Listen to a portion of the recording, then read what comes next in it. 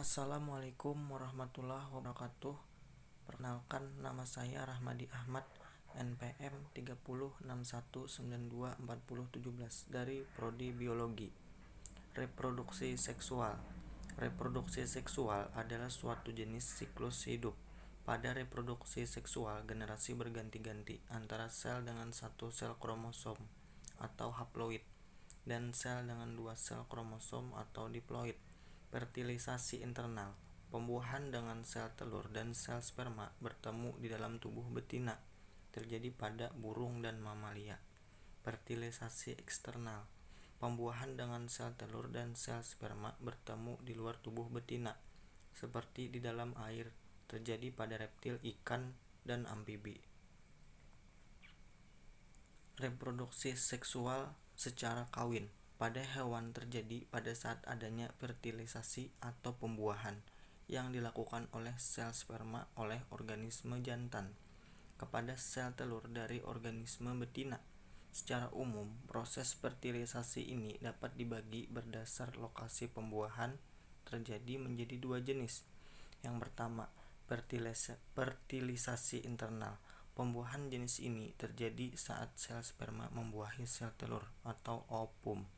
Di dalam individu betina, sperma jantan biasanya dimasukkan ke dalam area reproduksi betina, kemudian disusul dengan pembuahan sel telur oleh sperma jantan tersebut. Hewan yang melakukan reproduksi dengan cara fertilisasi internal adalah burung atau apes dan hewan menyusui mamalia termasuk manusia.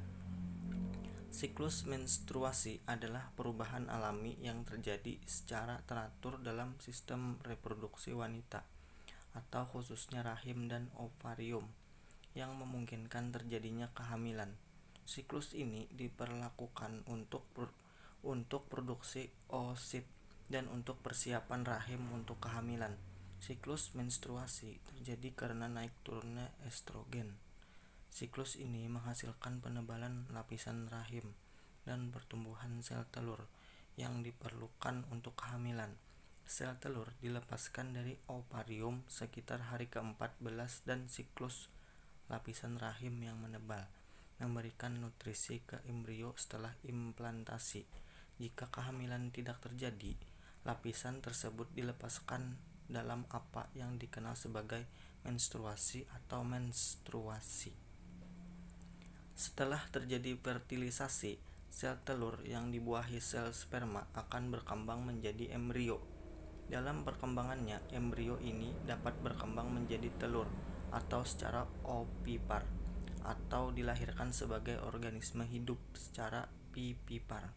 Embrio berkembang menjadi telur pada burung dan mamalia jenis monotremata seperti platypus, sementara mamalia pada umumnya melahirkan. 2. Fertilisasi eksternal. Pada hewan yang lain, pembuahan terjadi di luar individu betina.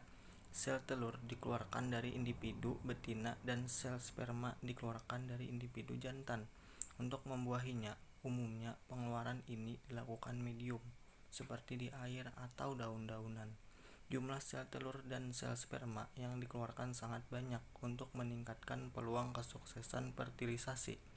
Metode fertilisasi eksternal ini dapat dijumpai pada ikan, pisces, amfibi, dan reptilia.